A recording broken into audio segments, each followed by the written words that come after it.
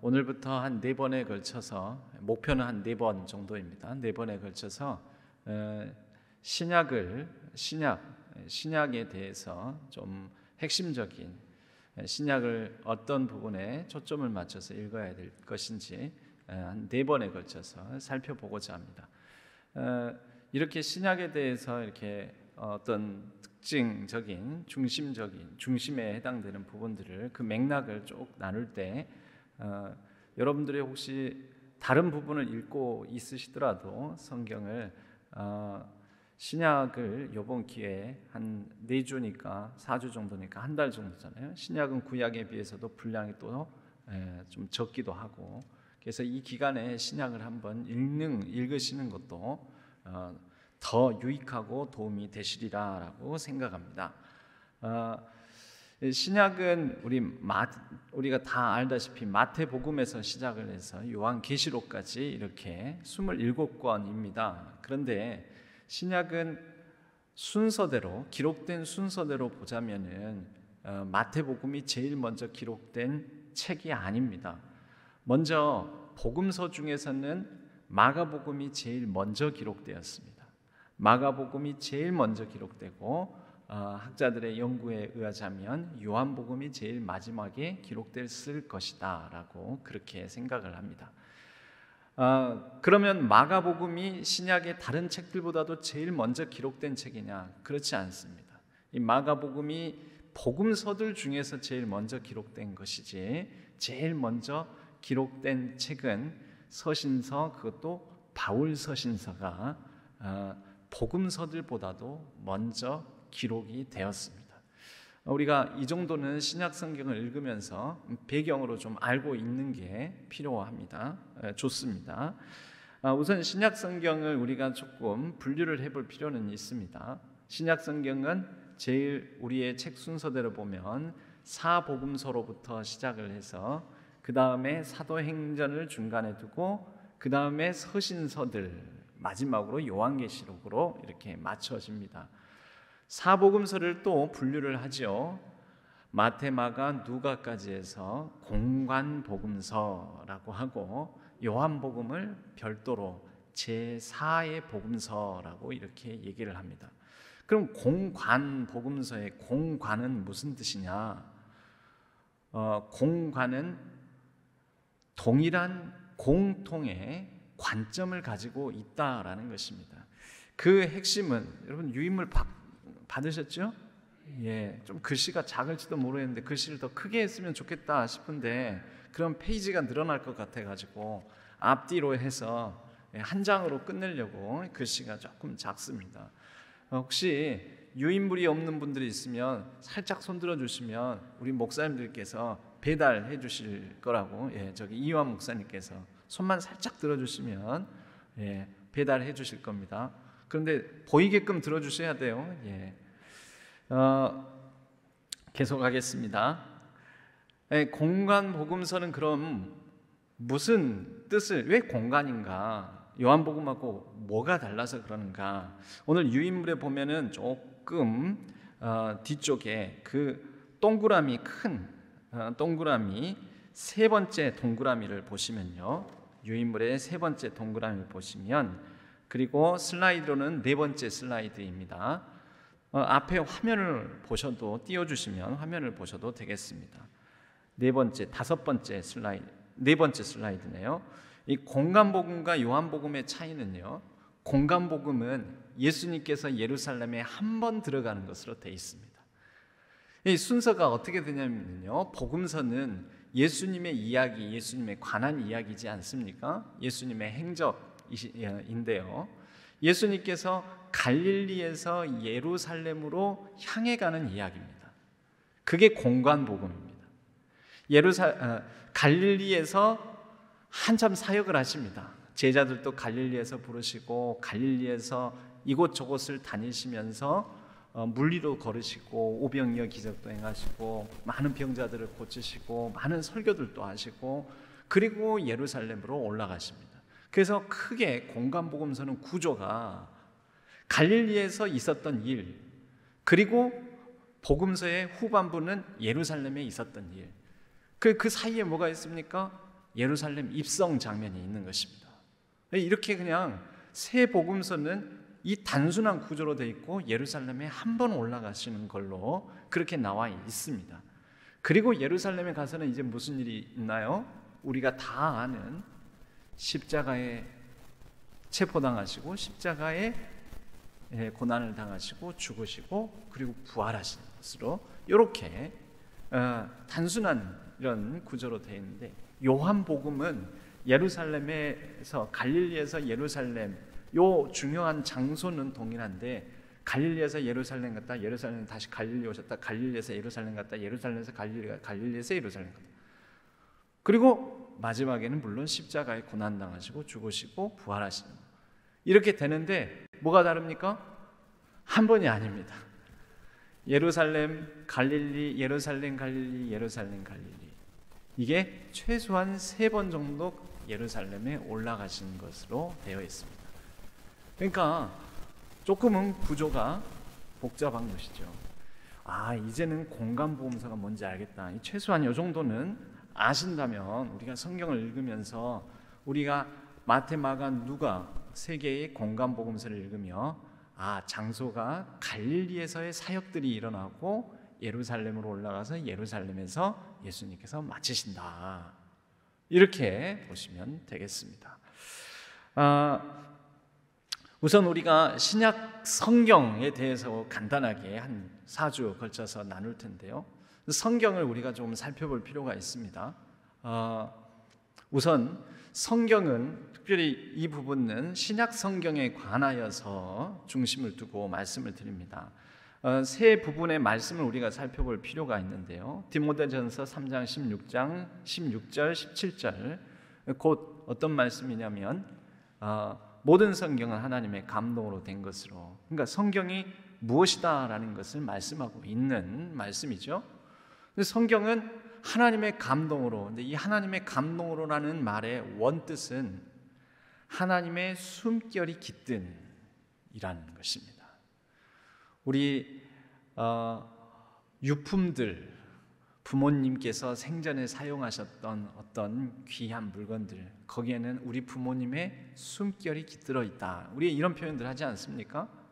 그러니까 말씀에는 하나님의 숨결이 깃들어 있다, 이게 하나님의 감동으로 된 것, 이것의 의미입니다. 그러니까 우리가 말씀을 읽을 때 그 가운데는 하나님의 숨결이 깃들어 있고 그 가운데 하나님의 감동으로 쓰여졌다는 것은 1차적으로는 모든 성경의 원저자는 하나님이시다라는 그런 의미를 갖게 되는 거죠.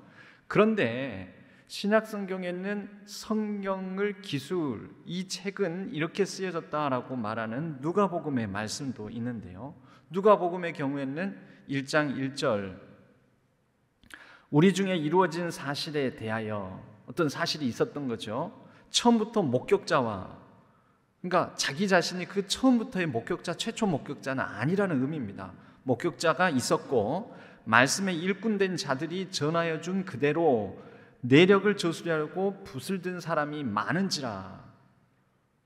그러니까 일어난 사실에 대하여 목격자와 말씀에 일꾼된 자들이 전하여 준 대로 그 내력을 저술하려고 붓을 든 사람들에서 기록된 게 있다라는 겁니까? 없다라는 겁니까?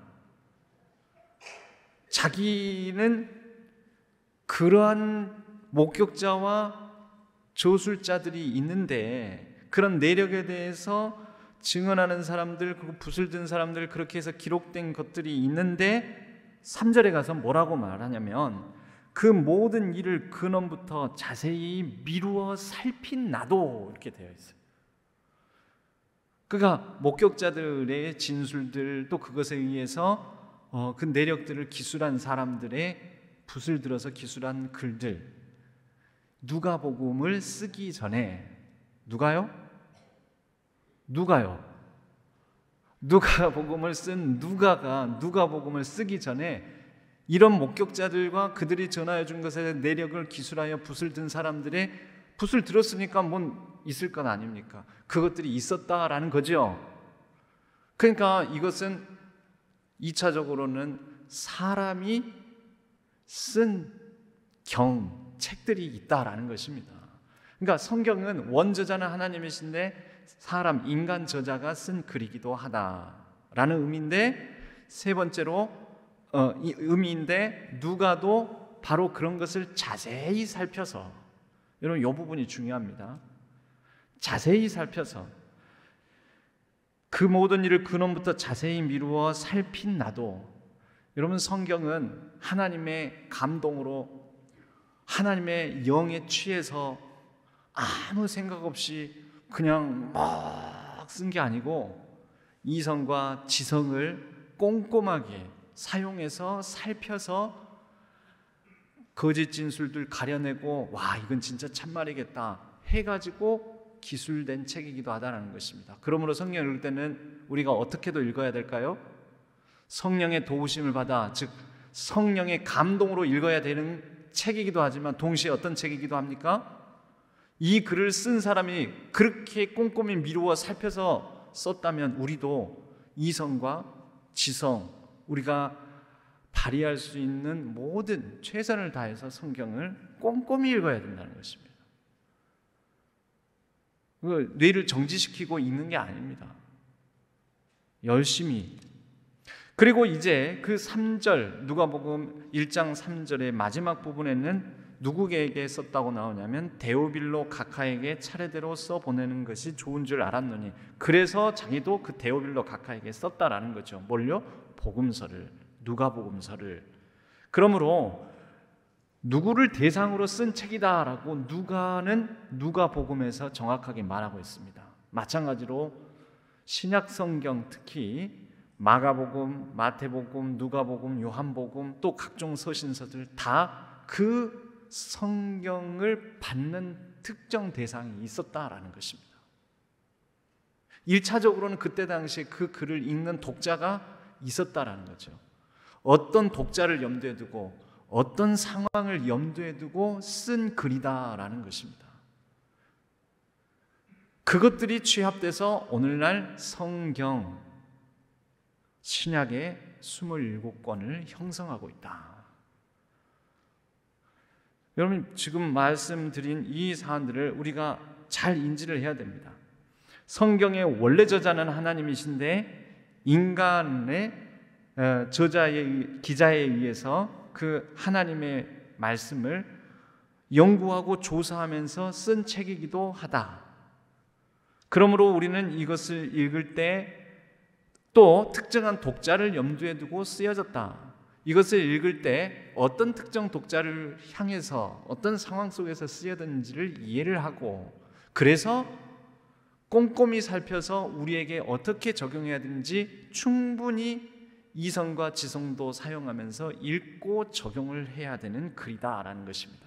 그렇게 적용하지 않을 경우에는 보통 신천지와 같이, 신천지가 얼마나 성경 구절 말씀들을 인용 많이 하는지 아십니까? 때때로는 하다가 어지간하면은 못 당해내고 쓸려 들어가 버립니다. 또 신천지만 그런 것이 아니라 우리의 이 현대 역사에도 참 가슴 아픈 일이, 히틀러가 유대인들을 어마어마하게 홀로코스트라는 곳에서, 독가스실에서, 아우슈비츠 그 수용소에서 어마어마하게 죽이지 않았습니까? 600만 명 이상의 유대인들을. 근데 그 유대인들을 죽이는 근거 구절이 있습니다. 성경 바탕으로 했습니다. 그 말씀이 뭐냐? 마태복음 27장 25절이라는 거죠. 마태복음 27장 25절 말씀, 그 유인물에 있는데 한번 읽어보실까요? 시작. 백성이 다 대답하여 이르되 그 피를 우리와 우리 자손에게 돌릴지어다. 그러니까 이 말을 히틀러는 내가 실현하는 거다라는 거예요. 말씀에 순종하여 이 말씀을 내가 응하는 거다. 이 말씀에 순종하여 나는 이 말씀을 온전히 이루어내는 거다라고 하면서, 성경에 있지 않느냐 복음서에 유대인들이 뭐라고 했느냐? 이때 예수님을 십자가에 못 박으소서 하고 빌라도가 나는 죄를 못 찾겠는데 이 사람의 피 흘리는 것에 나는 죄가 없다며 손을 씻으니까 유대인들이 뭐라고 하냐면 그 피를 우리와 우리 자손에게 돌리소서. 그래서 히틀러가 이 말씀을 실현합니다. 그래서 유대인들을 다 죽입니다. 그래서 유대인들을 히틀러가 600만 명 혼자서 직접 죽인 거 아니잖아요. 시켜서 죽이잖아요. 응? 독일 이게 병사들, 군인들 시켜서. 그때 그들에게 우리는 지금 말씀을 실현하고 있는 거야, 실행하고 있는 거야. 그러니까 걱정하지 마 하고. 여러분, 2차 세계대전을 일으킨 그 주범인 독일 국민들, 그 히틀러 기독교인입니다. 근데 그들이 붙들었던 말씀들이 이런 말씀들을 이렇게 붙들 수도 있다라는 거죠. 여러분, 말씀을 그래서 우리가 잘못 이해하면 어마어마한 못된 짓을 할 수도 있다라는 거죠. 그래서 우리가 말씀을 읽고 그 말씀에 대해서 이해하는 것이 굉장히 중요하고, 그래서 그 말씀을 읽을 때는 이렇게 몇 가지를 고려해서 우리가 읽어야 된다라는 것입니다. 이제 복음서로 가겠습니다. 이제 복음서로 직접. 자, 복음서 할 때 그럼 복음이 무슨 뜻일까요? 복음은 예수님의 이야기입니다. 예수님에 관한 이야기, 예수님의 이야기. 그러면 결국 성경은 이런 여러 가지 이야기들을 담고 있는데요. 이야기들을 담고 있습니다. 그 이야기들을 통해서 예수님이 누구신가, 이 예수님이 누구신가를 드러내는 이야기가 복음서의 복음입니다. 그런데 그러면 어떤 이야기를 우리는 그 여러 성경의 복음서에 있는 이야기들 중에서 어떤 이야기들을 복음의 핵심으로 삼아야 되는가? 여러분, 복음서에 예수님의 출생이 4개의 복음서에 다 나와 있습니까? 모르겠습니까? 정답을 말씀드리면 마태복음하고 누가복음에만 예수님의 탄생이 기록되어 있습니다. 그런데 제가 아까도 말씀드렸지만 누가복음이 복음서 중에서는 제일 먼저 기록됐다고 그랬죠. 제일 먼저 기록된 누가가 아니라 마가복음, 제일 먼저 기록된 마가복음에는 예수님의 출생 장면이 없습니다. 오늘 저희들이 1장 말씀 읽었는데 예수님 출생 장면 없잖아요. 그죠? 하나님의 아들 예수 그리스도의 복음의 시작이라 하고 시작을 해가지고 그러면 예수님 출생이 나와야 되는데 지금 복음 이미 시작됐잖아요. 1절에서. 그러면 예수님의 출생 사건, 즉 출생 이야기 자체는 복음의 내용에 들어갈까요? 안 들어갈까요? 목사님 대답하기 너무 어려운데요. 저는 근데 그냥 생각을 하셔서 대답을 하시라는 거예요. 논리적으로. 자, 복음의 시작이라 하고 마가복음은 복음이 시작됐다고 했는데 복음이 시작됐으면 복음에 관한 얘기가 나와야 되잖아요. 그런데 예수님의 출생 얘기가 마가복음에는 없거든요. 그러면 예수님의 출생은 복음의 이야기에 들어가요, 안 들어가요? 저 이거 어려운 걸 질문 드리는 게 아니고 있는 거, 사실에 관한 것만 제가 여쭌 겁니다.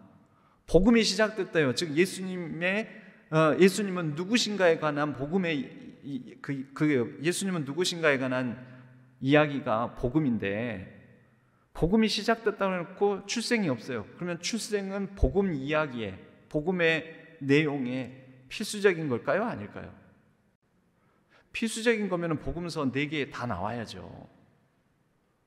근데 안 나오잖아요. 그것도 제일 먼저 복음서 기록된 복음서에 안 나오잖아요. 그러니까 출생이 중요하지 않다라는 뜻이 아니고요. 복음이라는 내용에는 예수님의 출생이 아니라 예수님께서 또 복음을 선포하신 게 마가복음 1장 14절 15절입니다. 이때부터 요한이 잡힌 후 예수께서 갈릴리 오셔서 하나님의 복음을 전파하며 이르시되 때가 찼고 하나님의 나라 가까이 왔느니라. 그러니까 그때부터 복음 전하신 거잖아요. 그러니까 그 이전까지의 얘기는 복음을 얘기하기 전에 배경 이야기가 되는 거예요. 그러니까 예수님의 출생은 배경에 되는 거예요. 배경. 그러면 복음은 뭐냐? 사도행전 1장 21절에 이런 말씀이 있습니다. 이러함으로 요한의 세례로부터 우리 가운데서 올려져 가신 날까지 주 예수께서 우리 가운데 출입하실 때 항상 우리와 함께 다니시던 사람 중에 하나를 세워 우리와 더불어 예수께서 부활하심을 증언할 사람이 되게 하여야 하리라 하거늘. 자, 이건 뭐냐면 사도행전 1장 21절 22절에서 새로운 제자를 선출합니다. 가롯 유다를 대신할 제자를. 그러면 어떤 제자를 12사도로 보충을 시킬 것인가? 그 자격을 말하는데 그 자격 조건으로 뭘 얘기하냐면 복음을 알아야 되겠죠. 여러분, 제자들은 복음 전하는 사람들 아닙니까? 복음의 증거자들 아닙니까? 복음의 사도들이지 않습니까? 그러니까 복음에 대해서 알고 있는 사람이어야 되겠죠. 그럼 그 복음을 어디로서부터 잡았냐면은 그 자격 조건을 제시하는데 힌트가 담겨 있다는 거죠. 21절에 언제부터요?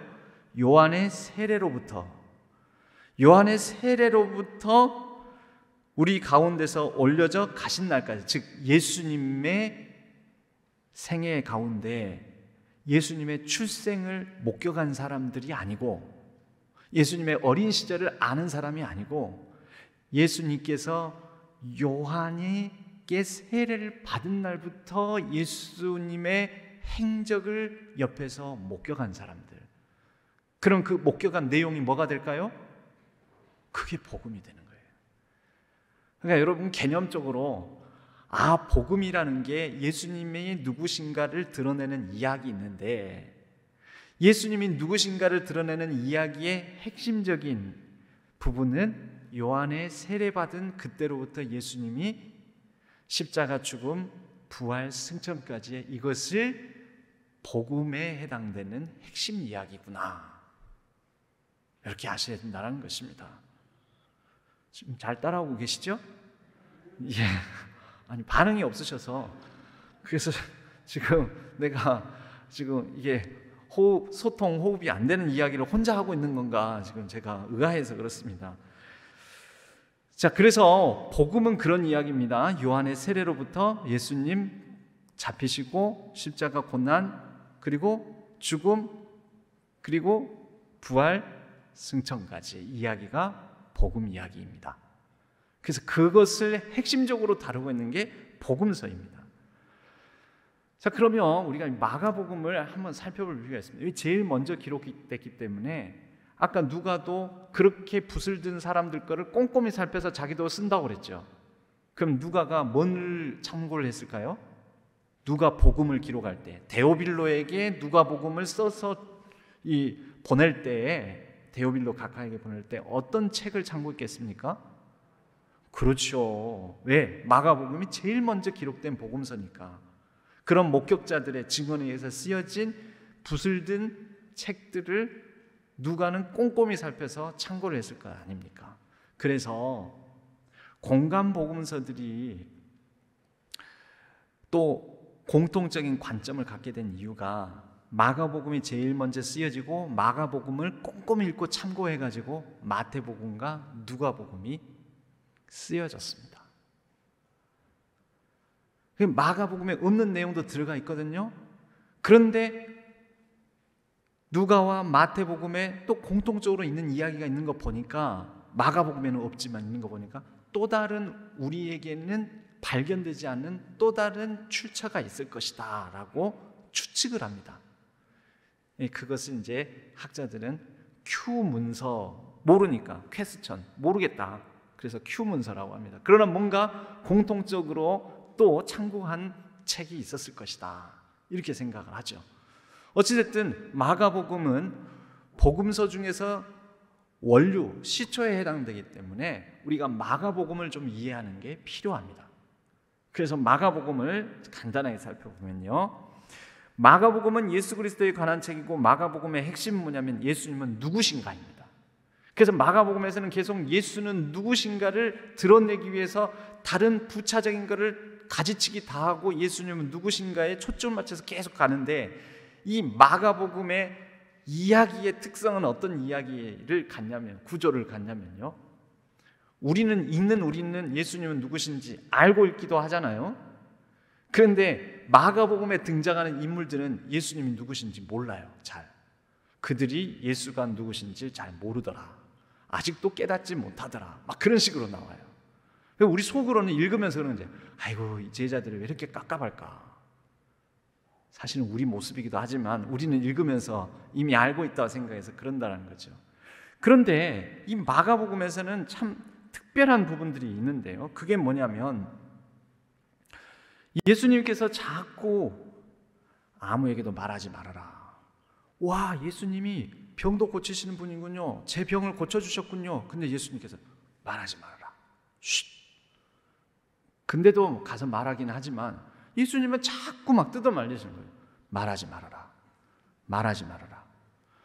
심지어 예수님은 누구신가가 마가복음의 핵심이잖아요. 베드로에게 물었더니 베드로가 대답합니다. 주는 그리스도십니다. 정답이죠. 딩동댕. 근데 예수님이 금방 뭐라고 하시냐면 말하지 말아라. 이거 이상하다 생각하지 않으셨습니까? 왜 말하지 말라고 그럴까? 분명 예수님 누구신지 드러내기 위해서 쓰여진 책이 마가복음인데, 복음서인데, 그렇게 예수님이 누구시라는 것을 알게 된 사람들에게 왜 말하지 말라고 그럴까? 여러분, 이 의심을 가지고 마가복음서를 읽어야 됩니다. 그래야지 마가복음서를 제대로 읽는 것입니다. 예를 들면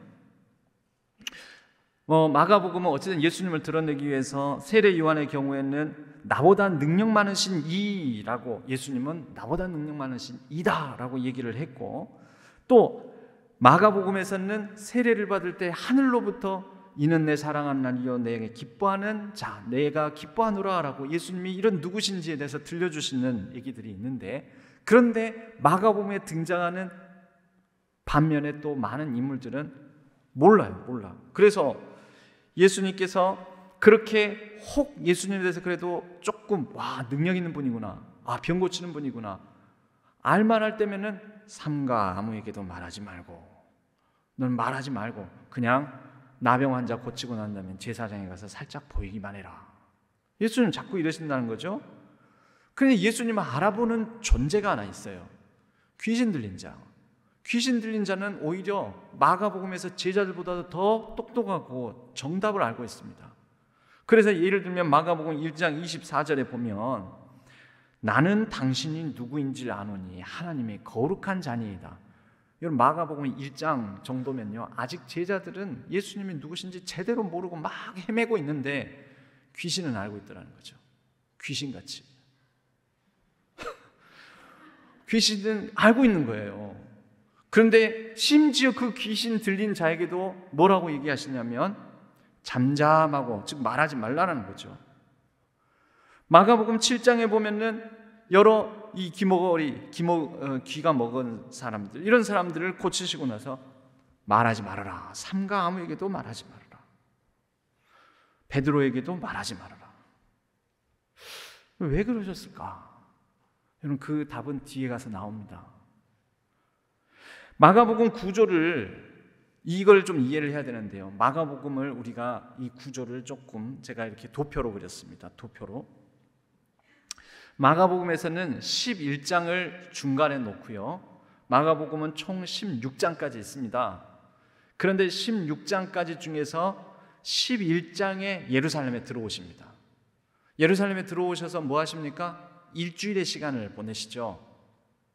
일주일의 시간, 입성하고 나서 일주일의 시간을 보내시고 체포당하시고 십자가에 달리시는 거예요.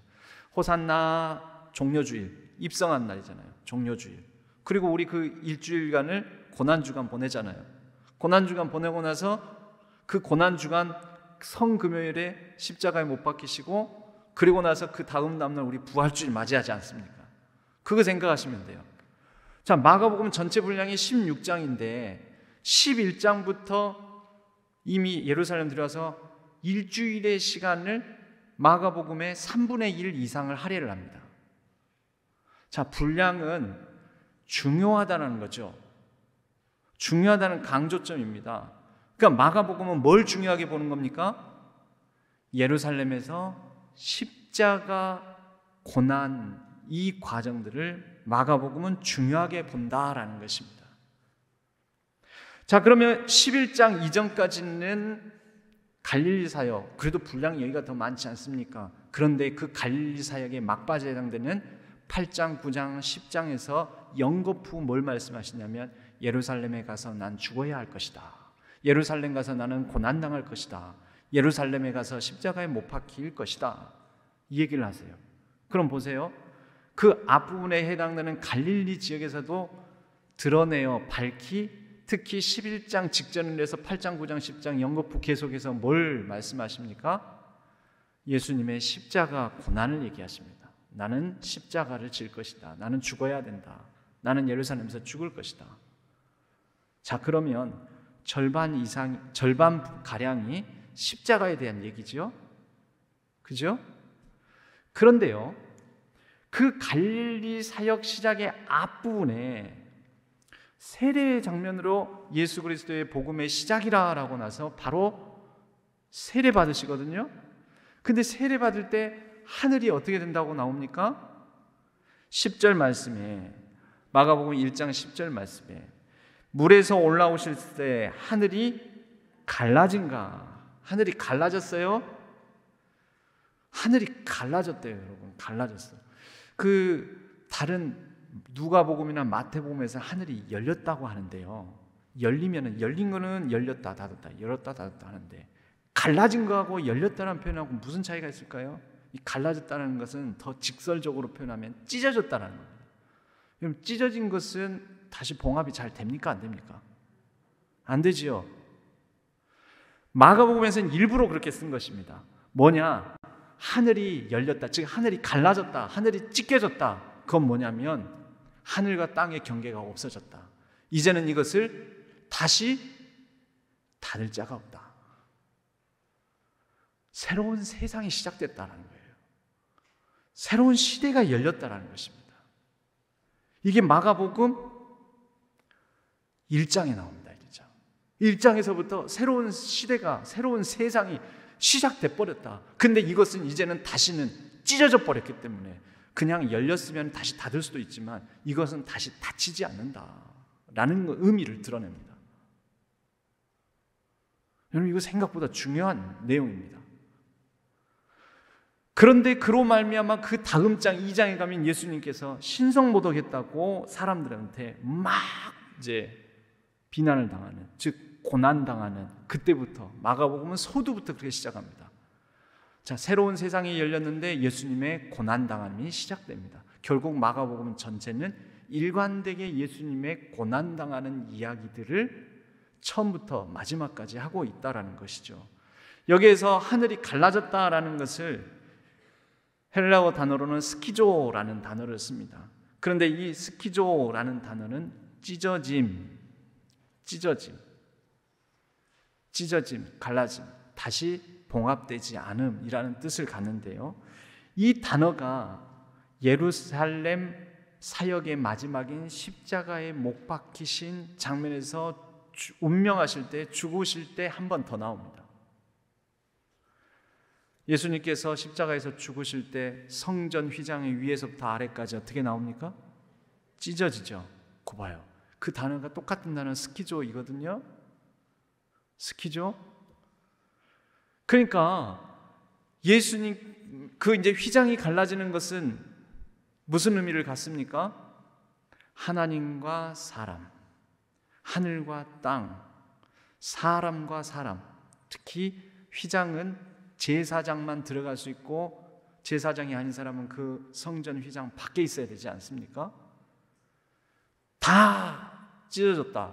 즉 다시는 이제 봉합되지 않는다. 그것은 뭐냐면 하늘과 땅의 경계도, 하나님과 우리 사이에 막힌 담도, 사람과 사람 사이에 막힌 담도, 사람이 사람을 차별하는 모든 것들도 예수 그리스도께서 십자가의 고난, 그 일관되게 복음서의 순환 과정을 통하여서 이러한 차별 배제가 없는 새로운 세상을 이루셨다라는 것입니다. 이게 마가복음의 구조입니다. 구조. 이게 마가복음의 굉장히 중요한 구조. 이 마가복음은 마가가 기록됐다는데, 근데 마가는 예수님을 잘 모르지 않습니까? 목격한 사람도 아니지 않습니까? 마가는 베드로의 통역사였습니다. 베드로는 갈릴리 어부였죠. 그러니까 평생 갈릴리에서만 살았기 때문에 헬라어를 못합니다. 마가는 헬라인입니다. 어머니는 유대인이지만 아버지가 헬라인이었기 때문에 헬라 말을 할 줄 압니다. 그래서 베드로는 지중해 헬라 세계를 다니면서 전도, 복음을 전할 때 자신의 갈릴리 지방 말로 전할 수가 없어, 그것만으로는 전하기가 용이하지 않았기 때문에 마가를 데리고 다니면서 예수 그리스도는 누구신지, 예수 그리스도에 관한 자신이 알고 있는 모든 것들을 반복해서 얘기를 합니다. 마가는 따라다니면서 이것을 통역하는 과정 중에 수없이 수십 번, 수백 번 들었겠지요. 듣다 보면 어떻게 됐겠습니까? 외워졌겠지요. 외워진 것을 바탕으로 일일이 꼼꼼히 기록을 합니다. 베드로가 수십, 수백 번을 얘기했기 때문에 그는 이것을 거의 완벽한 기록이 가능했던 것입니다. 그래서 마가가 그렇게 성실하게 기록한 것, 여러분 여기에서 우리가 한 가지 우리 자신에게도 적용하면서 교훈을 얻어야 될 게 있는데요. 그 조이라는 말이 있어요. 조이. 우리의 삶에서 Jesus first, 예수 그리스도, 조이가 J-O-Y거든요. Jesus first, 예수 그리스도를 제일 첫 번째로. 그럼 두 번째는 뭐냐? J-O-O, others, 다른 사람들. other가 다른 사람들이란 뜻이거든요. 다른 이웃을 두 번째로. 마지막 J-O-Y, Y, you third, 너는 세 번째로. 그러니까 하나님을 제일 먼저, 이웃을 두 번째로, 자기 자신. 하나님 입장에서 보기에 바로 나는 제일 마지막에 돌아. 그런데 여러분, 우리가 말씀을 대하면서 말씀을 붙들고 할 때도 마찬가지입니다. 말씀 속에 깃든 하나님의 뜻을 먼저, 그리고 이 말씀을 통해서 유익을 얻게 될 다른 사람들을 두 번째로 두고 마지막으로 나아야 되는데, 가끔 우리가 교회 안에서도 주장할 때는 내가 더 앞서는 경우가 많은 경우가 있습니다. 내 생각이 더 앞서고, 그 다음에 이 내 생각을 주장하기 위해서 다른 사람도 다 그래요 라고 그 다음 얘기를 해요. 그리고 사실 하나님의 본 뜻은 제일 마지막이에요. 그래서 자기의 뜻을 관철하기 위해서 하나님의 말씀을 인용을 하는 경우가 있죠. 그거 아닙니다. 말씀이 앞서고 그 뒤에 이렇게 따라가줘야 되는데 우리가 이 순서를 역행하는 경우가 많다라는 것입니다. 결론 부분으로 가겠습니다. 마가복음의 결론 부분. 이 한 가지, 그 앞에 한 가지만 더 말씀드리고요. 이 베드로가 마가에게 전해준 그리고 증거한 얘기들을 바탕으로 마가가 그대로 고지고대로 그 말씀을 적은 게 마가복음인데, 여러분 이 마가복음에는 베드로를 예수님께서 사탄 취급한 장면도 있습니다. 한 2주 전에 말씀을 나눴던, 주일날 말씀으로 담았던 사단아 내 뒤로 물러가라, 그 본문이 있죠. 베드로를 사탄 취급한 거거든요. 베드로 입장에서는 이런 얘기 하고 싶겠어요? 안 하고 싶겠어요? 게다가 기록물로 남는데 이왕이면 그런 거 좀 빼고 싶지 않겠습니까? 그런데 그게 담겨져 있어요. 마가가 썼다고 해서 마가의 이야기가 아니거든요. 베드로에게 들은 이야기를 그대로 쓴 거거든요. 근데 베드로의 허물도 그대로 담겨 있어요. 이게 중요합니다. 이게 중요합니다. 복음서는 예수님의 이야기, 예수님이 누구신가가 퍼스트이기 때문에 나의, 우리의, 심지어 베드로의 실수, 허물, 연약함, 이런 것도 그대로 내어놓습니다. 그걸 내어놔도 베드로가 이랬구나라는 베드로에 대한 약간의 흠은 들지 몰라도 예수 그리스도의 생명 넘치는 복음의 이야기에는 오히려 이런 사람도 이렇게 생명의 주님으로 인하여서 변화되었구나라는 증거가 됩니다. 그러므로 여러분, 때로는 교회 안에서 우리 부족하고 모자라고, 우리 가족 연약하고 뭐 저기 하고, 또 뭐 이렇게 특성적이 한다고 가족 특성 한다는데 우리는 이렇게 부족하고 뭐 내놓을 거 없고 뭐 이러는데, 여러분 그거 아니에요. 약한 데서 오히려 은혜가 드러나는 것입니다. 생명, 변화, 예수 그리스도에 관한 이야기는 여러분 자랑하는 이야기가 아니잖아요. 나 드러내는 그런 이야기가 교회 안에서의 이야기가 돼서는 안 됩니다. 그게 교회의 중심 주제가 아닙니다. 교회 안에서 중심이 되어야 될 것은 예수의 이야기입니다. 예수 그리스도의 생명으로 말미암아 이렇게 연약하고 이렇게 부족하고 이렇게 지금도 여전히 흠도 많고 실수도 많고 여러 가지 모자란 부분이 많은 우리가 산다고. 예수님 때문에. 여러분, 그게 은혜인 거죠. 여러분, 솔직히 말해서 진짜 잘나고 막 앞서고 뭐 이루어지고 잘 되고 그런 사람들 막 하면은요, 은혜 받아요, 못 받아요? 솔직히 말해서 은혜 못 받아요. 저는 목사인데도 저보다 어떤 목사님들이 더 잘 나가면 은혜 못 받아요. 잘났다 이런 생각 들어요. 이 사람의 마음이 그런 게 있어요. 그런데요, 잘났든 못났든 그 가운데 정말 하나님께서 일을 하시는구나 라는 게 느껴질 때, 그때 내가 은혜를 받고 내 마음이 변화가 돼요. 여러분, 그게 교회 안에서는 제일 중요한 이야기해야 되지 않겠습니까? 그러니까 나 모자라다, 나 부족하다, 나 못한다, 그리고 이런 거는 목사님 누구한테도 얘기하지 마세요. 너무 그러지는 마세요. 너무 철벽치지는 마세요. 그것도 덕이 안 됩니다, 여러분. 그렇다고 막 자기 모자란 거 일부러 더 드러내라는 말은 아닙니다만은, 베드로의 이 모습을 보면서 우리는 그것도 예수 그리스도가 드러내는 이야기가 될 수 있구나. 베드로가 예수님 앞을 가로막고 사탄 짓을 했던 이런 베드로의 모자란과 실수까지도 예수 그리스도의 복음 이야기의 한 장면이 될 수 있구나. 저와 여러분의 부족하고 연약함이 예수 그리스도의 복음의 한 장면이 예수 그리스도를 드러내고 증거하는 그 증거의 소재가 될 줄로 믿습니다. 결론 부분 있는데 결론 부분은 다음에 하도록 하겠습니다. 기도하겠습니다.